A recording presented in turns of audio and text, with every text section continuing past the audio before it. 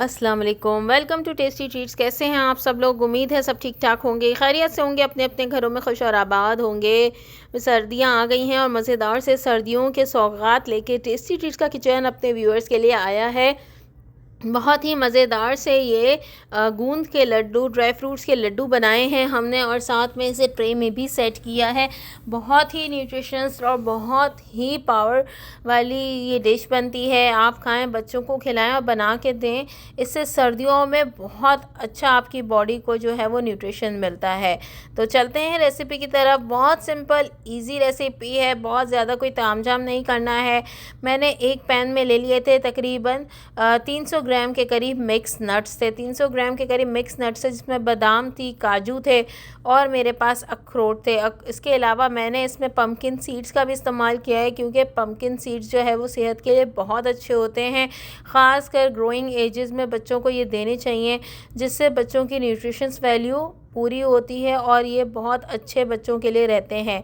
तो तमाम जो सीड्स थे मैंने उन्हें अच्छे से रोस्ट कर लिया था लो फ्लेम पर। बहुत ज़्यादा आपने हाई फ्लेम पे नहीं करना, वरना ये अपना ऑयल रिलीज़ कर देगा। हल्की आंच पे आपने इन्हें रोस्ट करना है। जब थोड़े रोस्ट हो गए तो इन्हें निकाल लिया। उसी पैन में मैंने 1 कप अब नॉर्मल जो गंदम का आटा होता है वो लेके उसे रोस्ट कर लिया है। आटा इसमें बाइंडिंग फोर्स देगा और हमें सारी ही न्यूट्रिशंस वैल्यूज़ में चाहिए, तो बहुत ज़्यादा हम तेल या घी का इस्तेमाल नहीं करेंगे। इसे हम कोशिश करेंगे कम से कम घी या ऑयल में बनाएं, और जितना भी हम घी इसमें यूज़ करेंगे वो करेंगे हम देसी घी। तो जनाब मैंने इसमें आटा डाल दिया था और आटे को भी मीडियम फ्लेम पे ही हम रोस्ट करेंगे, इतनी जितनी देर ये हल्का सा सिक जाए। आपके किचन में एक ज़बरदस्त सी भीनी भीनी सी खुशबू आने लगे, आटा सिकने के लिए जो खुशबू चाहिए होती है।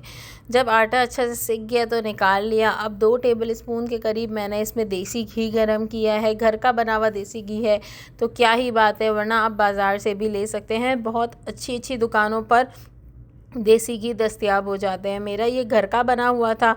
मैंने 2 टेबल स्पून देसी घी इसमें इस्तेमाल किया और तकरीबन 1/4 कप के करीब गूंद ले लिए। ये गूंद जो है वो मेसूब में और दूसरी चीज़ों में यूज़ होते हैं, फुलाए जाते हैं। इसे घी में थोड़ी देर के लिए अगर गूंद को फ्राई किया जाए तो ये फूल जाएंगे। आपको दिख रहा होगा वीडियो में कि मैंने कितने बारीक बारीक से गूंद डाले थे और ये किस तरीके से फूल गए हैं। ये मेरे पास जो है वो मोती गूंद है। अगर आपके पास कोई बड़े साइज़ के गूंद हो तो आप उसे फुला लें और फुलाने के बाद थोड़ा सा चॉपर में क्रश कर लें, क्योंकि अगर ये गूंद मुंह में आते हैं ना बच्चों के, तो फिर बच्चे खाते नहीं। और बेसिक मकसद हमारा इस लड्डू को बनाने का ये है कि बच्चे इन सर्दियों में तमाम न्यूट्रिशंस वैल्यू लें और जिससे वो बीमार कम पड़े और इनकी इम्यूनिटी स्ट्रॉन्ग हो।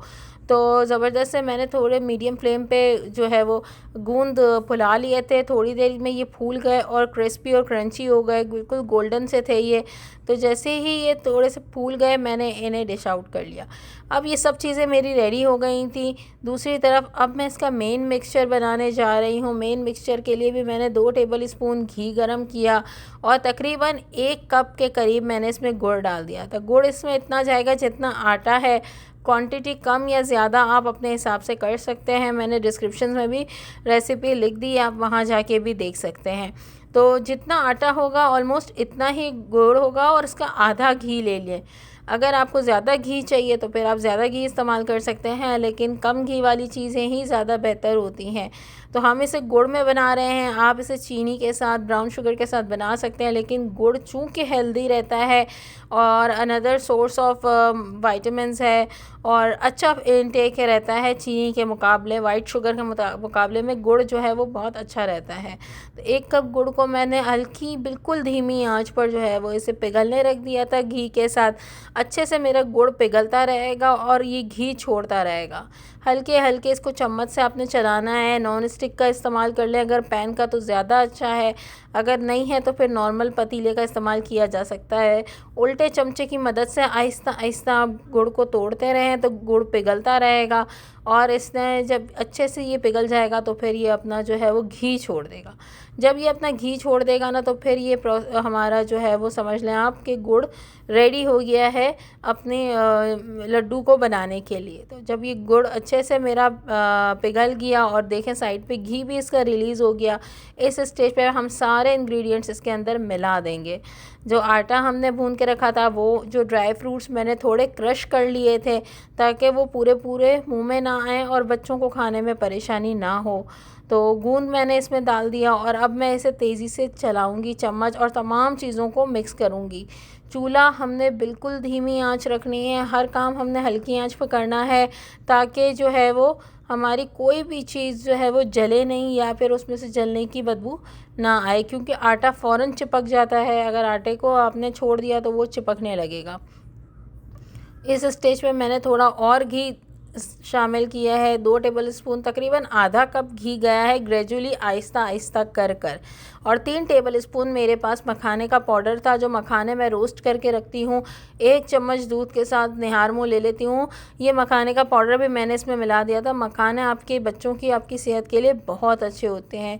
अगर नहीं है तो आप इसे स्किप कर दें और अगर हैं तो इसका पाउडर करके डाल दें। इसकी न्यूट्रिशंस भी सारे इसमें आ जाएंगे और मखाने बच्चों के या खाने वाले के मुंह में नहीं आएंगे तो पता भी नहीं चलेगा। थोड़ी देर इसे हमने चूल्हे से उतार लिया। चूल्हे से उतारने के बाद हमने इसे थोड़ा सा ठंडा कर लिया, बहुत ठंडा नहीं करना। तकरीबन 5 से 7 मिनट आपने इसे नॉर्मल टेम्परेचर पे रहने देना है।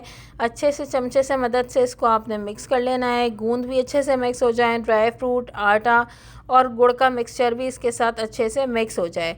इस स्टेज पे जब मैं लड्डू बना रही थी तो मुझे लगा कि थोड़ा सा इसमें घी कम है, क्योंकि लड्डू बनने में थोड़ी परेशानी हो रही थी, वो ब्रेक हो रहे थे। जब आपके लड्डू आपके हाथ की मदद से बनने लगेंगे तो फिर इसका मतलब है कि ये रेडी हो गए हैं।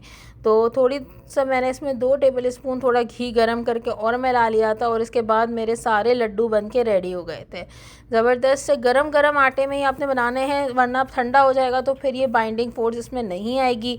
आपने गरम गरम में ही, थोड़े हाथ आपके जलेंगे लेकिन गरम गरम में ही आपने सारे लड्डू बना के जो है वो रेडी कर लेने। इस तरीके से ये लड्डू बन के रेडी हो जाएंगे। बाकी थोड़े मैंने लड्डू बनाए थे और थोड़ा मैंने जो है वो एक ट्रे में सेट कर लिया था, क्योंकि इसके पीसेस भी बहुत अच्छे बनते हैं और मुझे बजाते ख़ुद इसके पीसेस खाना पसंद है। थोड़ा मैंने इसके ऊपर डेसिकेटेड कोकोनट स्प्रिंकल कर लिया था और जो है वो जनाब मैंने फिर इसके पीसेस काट लिए थे गरम में ही। जब ठंडे हो गए तो फिर मैंने इसे बॉक्स भर के रख दिया था। मुझे कोकोनट वाले ज़्यादा पसंद हैं, आप अकॉर्डिंग टू टेस्ट इसको बना सकते हैं। वीडियो अगर अच्छी लगी तो लाइक करें, शेयर करें, कमेंट करें, सब्सक्राइब कर लें, बेल आइकन को प्रेस कर लें ताकि मेरी आने वाली सारी वीडियोज़ आप तक पहुँच सकें। मज़ेदार सी ठंडी ठंडी सर्दियों में ये गूंद के ड्राई फ्रूट वाले लड्डू बनाएं और खाएं, ख़ुद भी खाएं, अपने बच्चों को खिलाएं। सर्दियों में उनका बहुत ख्याल रखें, बहुत ज़्यादा वायरल फैले हुए होते हैं, बच्चे बहुत कमज़ोर हो जाते हैं। अगर ये थोड़ी सी देसी चीज़ें हम अपने खुराक में शामिल कर लें रोज़मर्रा रूटीन में तो ये वायरल जो बीमारियां हैं ना वो हमें इफ़ेक्ट नहीं करेंगी और हमारा और हमारे बच्चों का इम्यूनिटी सिस्टम बहुत स्ट्रॉन्ग रहेगा। मुझे दुआओं में ख़ास याद रखिएगा। Thank you for watching. अल्लाह हाफ़िज़।